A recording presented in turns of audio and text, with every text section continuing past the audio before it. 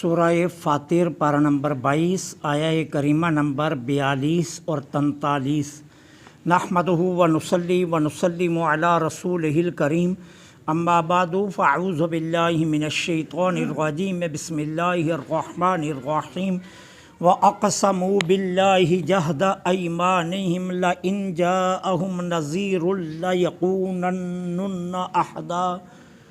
لَيَكُونُنَّ أَحْدَى مِنْ إِحْدَى الْأُمَمِ فَلَمَّا جَاءَهُمْ نَذِيرٌ مَا زَادَهُمْ إِلَّا نُفُورًا اسْتِكْبَارًا فِي الْأَرْضِ وَمَكْرَ السَّيِّئِ وَلَا يَحِيقُ الْمَكْرُ السَّيِّئُ إِلَّا بِأَهْلِهِ فَهَلْ يَنظُرُونَ إِلَّا سُنَّتَ الْأَوَّلِينَ فَلَن تَجِدَ لِسُنَّتِ اللَّهِ تَبْدِيلًا وَلَن تَجِدَ لِسُنَّتِ اللَّهِ تَحْوِيلًا۔ صدق اللہ العظیم۔ وَأَقْسَمُوا، اور کفار اپنی قسموں میں، باللہ، اللہ کی، جہد ایمانہم، بڑی قسمیں اٹھاتے تھے، لئن، کہ اگر، جاءہم، آیا، نذیر، کوئی ڈرانے والا، لیکونن، تو ہم ضرور بالضرور، اہدا، زیادہ ہدایت والے بن جائیں گے، من احدی الامم، پہلی امتوں کے ہدایت یافتہ لوگوں سے بھی زیادہ۔ فلما، پس جب، جاءہم، آ گیا ان کے پاس، نذیر، ڈرانے والا، ما زادہم، تو اس کی آمد نے نہ زیادہ کیا، الا نفورا، مگر ان کی نفرت سرکشی کو، استکباراً، یہ متکبر ہو گئے، فی الارض، زمین میں، ومکر السیئ، اور گناونی سازشیں کرنے لگے، ولا یحیق، اور نہیں گھیرتی، المکر السیئ، گناونی سازشیں، الا باہلہ، مگر کرنے والے کو ہی۔ فہل ینظرون، پس یہ کیا انتظار کر رہے ہیں، نہیں، الا، نہیں، سنت الاولین، پہلوں کے دستور کا، فلن تجد لسنت اللہ تبدیلا، آپ ہرگز اللہ کے دستور کو بدلا ہوا نہیں پائیں گے، ولن تجدہ، اور ہرگز نہیں پائیں گے، لسنت اللہ، اللہ کے دستور کو، تحویلا، ٹلتا ہوا۔ کفار مکہ کے سامنے جب یہود و نصارہ اور سائبین کے حالات بیان کیے جاتے، اور جب ان کے سامنے یہ بیان ہوتا کہ انہوں نے کس طرح اپنے انبیاء کو ستایا اور کس طرح نافرمانیاں کی اور سرکشیاں کی، اور اپنے انبیاء کے سامنے مقابلے کے لیے کھڑے ہوئے، تو کفار یہ حالات سن کر توبہ توبہ کرتے، اور بڑی بڑی اللہ کے نام کی قسمیں اٹھاتے۔ جہد کا لفظ آیا قرآن میں کہ اللہ کے نام کی چھوٹی قسم نہیں، بڑی بڑی قسمیں اٹھاتے۔ کیا؟ اگر ہمارے پاس کوئی ڈرانے والا آیا تو ہم ضرور بھی ضرور ہدایت پا جائیں گے، اور ہدایت بھی تنہا نہیں، پہلی امم میں جتنے ہدایت یافتہ ہوئے ہیں ان میں سب سے زیادہ ہدایت والے ہم ہوں گے۔ تم بنی اسرائیل کی مثالیں سناتے ہو نا کہ ایک بندے نے 300 سال عبادت کی، ایک بندے نے 100 سال غار میں گزار دیے، ایک بندہ اتنے صدیوں کا عابد تھا۔ ہم ایسی ہدایت پائیں گے کہ تم پہلی ساری مثالیں بھول جاؤ گے۔ یہ کفار مکہ کہتے تھے کہ ابھی تو عرب میں کوئی ڈرانے والا آیا ہی نہیں ہے نا، چونکہ حضور کی ذات تنہا ہے جو عرب میں آئے ہیں، باقی سارے نبی عرب میں نہیں آئے، باقی سارے نبی عجم میں آئے۔ عرب میں آنے والے انبیاء میں ہمارے آقا تنہا ہیں، باقی کوئی نبی عرب میں مبعوث نہیں ہوا۔ تو اس لیے یہ عرب والے، یہ مکہ والے کہتے تھے، یہ حجاز والے کہتے تھے کہ اگر ہمارے پاس ڈرانے والا آ گیا تو ہم اتنے ہدایت یافتہ ہو جائیں گے، اتنے ہدایت والے بن جائیں گے کہ پہلے امم کے ہدایت والے لوگوں کی مثالیں تم بول جاؤ گے۔ لیکن ہوا کیا؟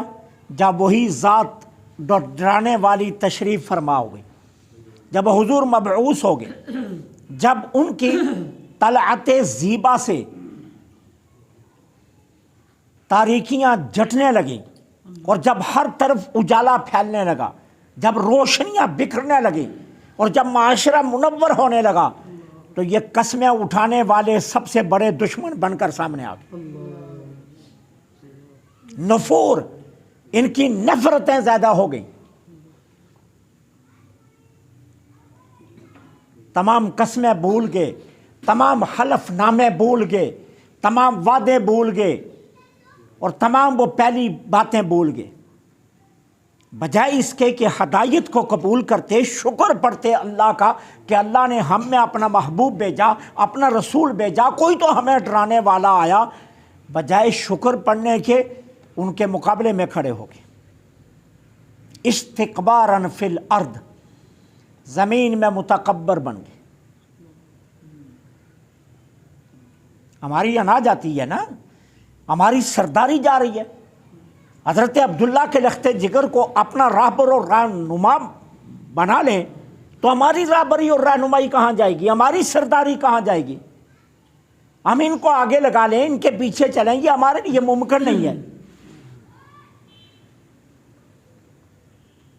وہ پیر فیض الحسن شاہ صاحب فرمایا کرتے تھے نا، بڑا خوبصورت جملہ، وہ فرمایا کرتے تھے ان ظالموں نے عبداللہ کا یتیم دیکھا، در یتیم نہیں دیکھا۔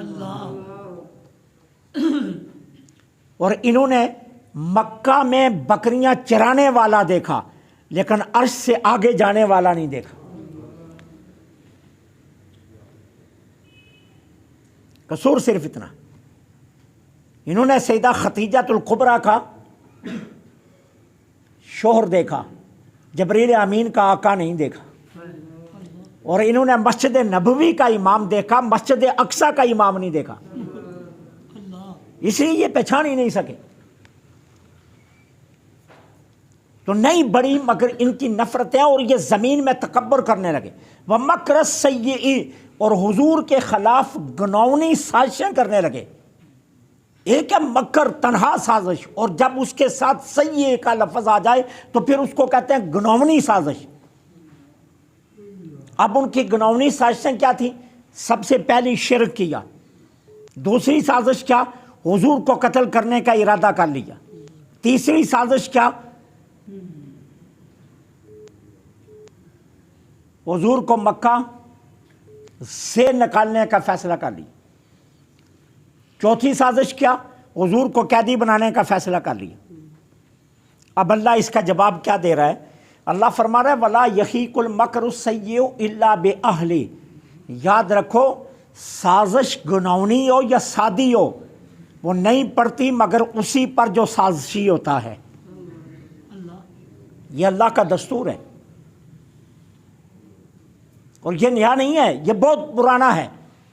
حضرت کعب احبار یہ توریت کے حافظ تھے، میرے آقا کے صحابی ہیں، لیکن یہ پہلے یہودی تھے اور یہودیوں کے مانے ہوئے عالم تھے، تو یہ توریت کے حافظ بھی تھے اور توریت کی ایک ایک آیا کی تفسیر کو بھی جانتے تھے۔ تو حضرت عبداللہ بن عباس کے پاس آئے اور کہنے لگے توریت میں ایک آیت ہے جس کا معنی یہ بنتا ہے کہ جو اپنے بھائی کے لیے گڑھا کھوتا ہے وہ اسی میں خود جاتا ہے۔ تو حضرت عبداللہ بن عباس مسکرا کر فرمانے لگے یہ آیت تو قرآن میں بھی ہے۔ تو حضرت کعب اخبار کہنے لگے قرآن میں کہاں ہے؟ تو حضرت عبداللہ بن عباس نے یہی آیا پڑھی وَلَا يَحِيقُ الْمَكْرُ إِلَّا بِأَهْلِ، کہ گناونی سازش ہو یا سادی ہو وہ نہیں جاتی مگر اسی کی طرف جو سازشی ہوتا ہے۔ امام زہری رضی اللہ تعالیٰ عنہ حضور سے روایت کرتے ہیں کہ نبی کریم صلی اللہ علیہ وسلم نے فرمایا خیانت دھوکہ اور فراڈ یہ مومن کی نشانیاں نہیں ہیں. اس میں نصیحت بلیغ ہے، بہت بڑی نصیحت ہے کہ مومن یہ 3 کام نہیں کرتا. مومن کو یہ زیب بھی نہیں دیتے. ہمارے بہت سے وہ بھائی جو غیر مسلم کنٹریوں میں رہتے ہیں نا، یورپ میں رہتے ہیں یا جہاں اسلام نہیں ہے، جہاں ان کا جو نا ہر وقت پالا غیر مسلموں سے پڑتا ہے، وہ یہ سمجھتے ہیں شاید غیر مسلموں کا مال دھوکے سے ہڑپ کر جانا یہ جائز ہے، فراڈ سے جائز ہے ان کے ساتھ. لیکن اسلام نے ان کے ساتھ بھی جائز نہیں دیا. اسلام کہتا ہے مسلمان تو دور کی بات ہے نا، کسی غیر مسلم کے ساتھ بھی تم دھوکہ نہیں کر سکتے، کسی غیر مسلم کے ساتھ بھی خیانت نہیں کر سکتے. اور پھر سرکار نے آگے کیا فرمایا؟ سرکار نے فرمایا نہ سازش کرو نہ سازشوں کی مدد کرو. کیوں؟ کہ اللہ کا قرآن فرماتا ہے جو سازش کرتا ہے یا سازشوں کی مدد کرتا ہے اس کا وبال اسی پر آ کر پڑے گا. سرکار نے ان کاموں سے منع فرمایا. بعض اوقات انسان سازش کر رہا ہوتا ہے نا، کسی دوسرے کو نیچا دکھانے کے لیے، کسی دوسرے کی ٹانگ کھینچنے کے لیے، کسی دوسرے کو نوکری سے نکالنے کے لیے، وہی وبال اس کے اپنے سر پڑ جاتا ہے. اسی وقت نہ پڑے، اگلا نکل بھی جائے تو ایک وقت ضرور آتا ہے کہ وہ اس کو اٹھانا پڑتا ہے وہ بوجھ. یہ قرآن کا فیصلہ ہے کہ سازش مت کرو، سازش کرنے والے کا وبال سازش کرنے والے پر پڑتا ہے. آپ ذرا دیکھیے ان نے بڑی 3 سازشیں کی تھی. کفر کا تو ان کے اپنی ذات کے ساتھ تعلق تھا نا. اب حضور کے خلاف کتنی سازشیں کی؟ 3. کیا؟ یا تو ہم حضور کو الیاذ باللہ شہید کر دیں، یا ہم حضور کو قیدی بنا لیں گے، یا ہم حضور کو مکہ سے نکالیں گے. ٹھیک ہے نا. اب دیکھو یہ الٹ کیسے ہوئی. بدر میں سازشی مارے گے، جو رہتے تھے وہ قیدی بن گئے. الٹ ہوا نا، اللہ نے الٹائی. اب دیکھو کیسے جتنے بڑے سردار تھے جو سازش کرنے والے وہ مارے گئے، بدر میں قتل ہو گئے. اور کتنی کتنی گناؤنی موت مرے بے دردی سے، کہ سب سے بڑا جس کو فخر تھا اپنے آپ پر، ابو جال، 2 بچوں نے مار دیا.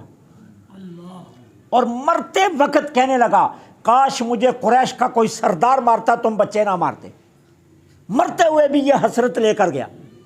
2 بچوں نے مار دیا، ایک کی عمر 14 سال ہے، ایک کی 12 سال، جنہوں نے مارا اس کو بدر میں. ٹھیک ہے. اور باقی کافر بے دردی سے مرے. اور پھر اس کے بعد دیکھیے کہ حال کیا ہوا. حضور نے ساری لاشیں گٹھی کی اور ایک ویران کنویں میں جہاں لوگ گندگی پھینکتے تھے ان کو اس کنویں میں پھینک دی. ٹھیک ہے. جنہیں فخر تھا اپنی سرداری پر، قبریں بھی نصیب نہیں ہوئی، کفن بھی نہیں ملے، کسی نے ان کے لیے کوئی جملہ تعزیت بھی نہیں کہا. پہلی سازش. جو بچ گئے وہ قیدی ہو گئے. 70 مارے گئے نا، 70 قیدی بن گئے. 140 تو یوں قابو آ گئے نا بدر میں. 70 سرداران مکہ جن میں شامل تھے وہ 70 مارے گئے اور 70 قیدی ہو گئے. ٹھیک ہے نا. اب تیسری سازش کیا تھی؟ مکہ سے نکالیں. تو نکال تو نہیں سکے، اللہ نے خود حکم دیا محبوب ہجرت کر جاؤ. اور اگر اللہ حکم نہ دیتا تو سرکار کو نکال نہیں سکتے تھے. نکالے نہیں ہیں، اللہ کے حکم سے گئے ہیں. میں 2012 میں جب حج کے لیے گیا نا تو میں جا رہا تھا غار سور میں حاضری کے لیے. تو غار سور کی پہاڑی جہاں سے شروع ہوتی ہے وہاں ایک جو ہے نا وہ امپورڈ جو کیے ہیں نا یہاں سے انہوں نے اپنے ٹکڑوں پر پلنے والے، تو وہ اس نے خیمہ لگایا ہوا تھا، چھوٹا سا چھتری لگا کر نیچے کھڑا تھا. تو کہنے لگا یہ اتنا اونچا ہے، کیوں اپنی جان کو نقصان میں ڈالنے لگے؟ یہاں تو کسی وقت پہ انسان لڑکھڑا کر مر سکتا ہے، یہ اتنا طویل سفر ہے، یہاں مت جاؤ. اور یہاں تو حضور چھپنے کے لیے آئے تھے، کافروں سے بچنے کے لیے. تو میں نے اس کو کہا ظالم، کافروں سے بچنے کے لیے نہیں آئے تھے، حضور تو رب کے حکم سے آئے تھے. بچتا تو وہ ہے جسے اپنی جان کا پالا ہو. اور رب نے تو محبوب کو حکم دیا تھا محبوب آپ جاؤ، اور راستہ بھی رب نے بتایا تھا اس راستے سے جانا. اور ساتھ حکم بھی کیا دیا تھا؟ ان اللہ معانا، گھبرانا مت، 2 تم ہو، تیسرا رب ساتھ ساتھ چلے گا. قرآن نے کہا ہے۔ تو میں نے کہا چھپنے نہیں آئے تھے، اللہ کے حکم سے آئے تھے، ٹھیک ہے۔ تو یہ اللہ تعالیٰ نے اپنے محبوب کو مکہ سے ہجرت کا حکم دیا، ورنہ کسی کی جرأت تھی حضور کو مکہ سے نکال دیتا نہیں، لیکن پھر حضور گئے مدینہ طیبہ، اور پھر فاتح بن کر کون آیا؟ حضور ہی آئے۔ اور جب مکہ فتح ہوا 8 ہجری میں، تو یہ سارے بلی بن کر کھڑے تھے اور رسیوں سے جکڑے ہوئے تھے، گھروں کو پیغام بھیج رہے تھے، آج ہم نہیں آئیں گے۔ بیویوں کو میسج جا رہا تھا، یتیم آج کے بعد بیوہ ہو، بچوں کو پیغام جا رہے تھے آج کے بعد یتیم ہو، ٹھیک ہے۔ اور پھر دیکھیے ایک قطرہ خون کا نہیں بہا، اور وہی محبوب مکہ کے فاتح ٹھہرے، الٹو انہیں سازشیں شاری۔ تو اللہ فرماتا ہے جو سازش کرتا ہے سازش کا وبال اسی پر ہی پڑتا ہے، وَلَا يَحِيقُ الْمَكْرُ السَّيِّئُ إِلَّا بِأَهْلِهِ۔ اچھا، فَهَلْ يَنْتَظِرُونَ إِلَّا سُنَّةَ الْأَوَّلِينَ، یہ جو اپنی کفر پر ڈھینگیاں مارتے پھرتے ہیں نا، یہ انتظار کر رہے ہیں اللہ کی سنت کا، اللہ کے دستور کا، آئین کا۔ اور اللہ کا دستور کیا ہے؟ اللہ کا دستور یہ ہے جو اسی کے نبیوں کے مقابلے میں کھڑا ہوتا ہے اللہ انہیں تباہ کر دیتا ہے۔ یہ اللہ کا دستور چلا رہا ہے، ٹھیک ہے نا۔ تو اب اللہ تعالیٰ کیا فرما رہے ہیں؟ یہ انتظار کر رہے ہیں اللہ کے دستور کا جو پہلوں کے ساتھ ہوا، سنت الاولین، پہلے سنت کہتے ہیں دستور کو، اور اولین پہلے، پہلوں کے دستور کا انتظار کر رہے ہیں کہ جس طرح ہم نے پہلوں کو تباہ کیا انہیں بھی تباہ کریں۔ تو محبوب ڈیل دے رہے ہیں نا، کیوں؟ ان کی بات نہیں ہے، بات تو ہے کہ تو ان میں تشریف فرما، اصل تو دیکھنا تجھے پڑتا ہے نا، ٹھیک ہے نا۔ وہ میں نے آپ کو پہلے بھی بتایا تھا نا کہ صاحب روح البیان نے لکھا ہے نا کہ ایک بندہ تھا حضرت موسیٰ علیہ السلام کی نقلیں اتارا کرتا تھا، ان جیسا لباس پہنتا، ان جیسا بن کر چلتا، ان جیسے طریقے اختیار کرتا، ہاتھ میں عصا پکڑتا، دوسرے ہاتھ میں پتھر پکڑتا، زنبیل گلے میں لٹکاتا، اور اسی طرح جناب موسیٰ کی طرح دستار باندھتا اور پھر چلتا، اور پیچھے بچوں کو لگاتا اور کہتا آوازیں لگاؤ موسیٰ جا رہا ہے، موسیٰ جا رہا ہے، موسیٰ جا رہا ہے۔ جناب موسیٰ دیکھتے یہ ظالم میری نقلیں اتارتا ہے، بڑے جلال میں آتے، کئی مرتبہ اس کو مارنے کا ارادہ کیا، پھر رک جاتے۔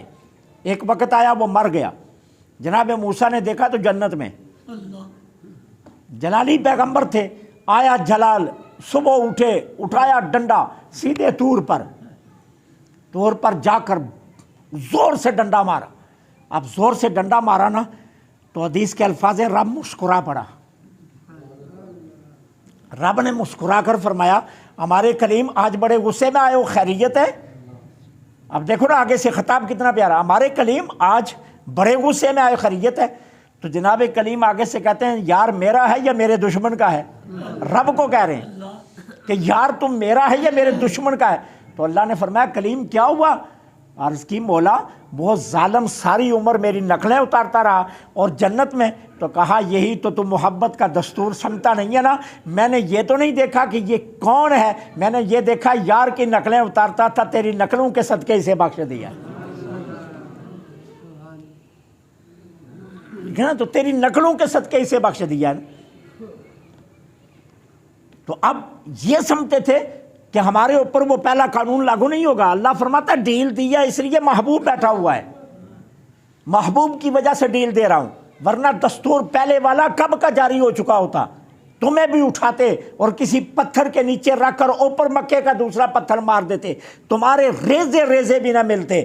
لیکن محبوب جو بیٹھا ہوا ہے نا، لیکن اگر پھر بھی باز نہ آئے وَلَن تَجِدَ لِسُنَّتِ اللَّهِ تَبْدِيلًا، پھر یاد رکھنا اللہ کا آئین بدلا ہوا نہیں پاؤ گے، اللہ کا آئین بدلتا نہیں ہے، پھر وہ آ جائے گا۔ وَلَن تَجِدَ لِسُنَّتِ اللَّهِ تَحْوِيلًا، اور اللہ کے آئین کو ٹلا ہوا بھی نہیں پاؤ گے۔ وہی نہ سمجھنا کہ وہ ٹل جائے گا، وہ آئے گا، ضرور بھی ضرور آئے گا۔ ایک وقت آئے گا محبوب کے سارے دشمن ختم ہو جائیں گے اور مکہ میں ہر گھر میں محبوب کا جھنڈا ہی لہرائے گا، کسی اور کا جھنڈا نہیں ہوگا، اور پھر وہ دنیا نے وہ موقع دیکھ بھی لیا۔ اللہ سے دعا ہے اللہ حق کے